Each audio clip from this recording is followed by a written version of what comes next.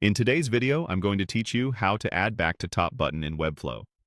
A back to top button is a small, friendly control that appears after a user scrolls down and lets them return to the top of the page with a single click.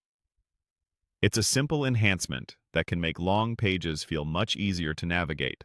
And today we'll set it up quickly by cloning a ready-made example from the Webflow showcase. Start by opening the Scroll to Top Button project on the Made in Webflow showcase. This page highlights a working example you can preview. Take a moment to scroll around the preview so you can see the button in action and understand how it behaves as you move down the page. Next, click the Scroll to Top Button project to open its details.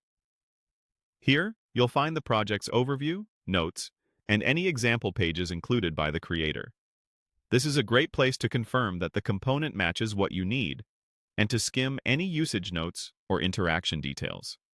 Inside the project listing, look for the item labeled Number 114, Scroll to Top Button, and open it. This points you to the specific example or page where the button is implemented. Viewing this helps you understand the structure in the designer later. Typically, you'll find a fixed position element, an icon or label, and a simple interaction for smooth scrolling. Now review the description provided on the project page. It explains the core idea. Making users manually scroll all the way back up can be frustrating on long pages, so adding a single-click control improves usability. As you read, note any details about how the button becomes visible after a certain scroll distance and how the smooth scroll effect is triggered.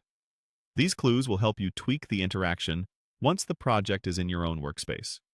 When you're ready, click Clone in Webflow. If prompted, sign in and choose the workspace where you want the project to live. Cloning adds a copy to your dashboard so you can open it, inspect the structure, and reuse the component in other projects.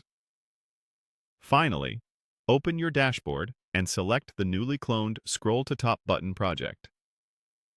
In the designer, locate the button element and its interactions.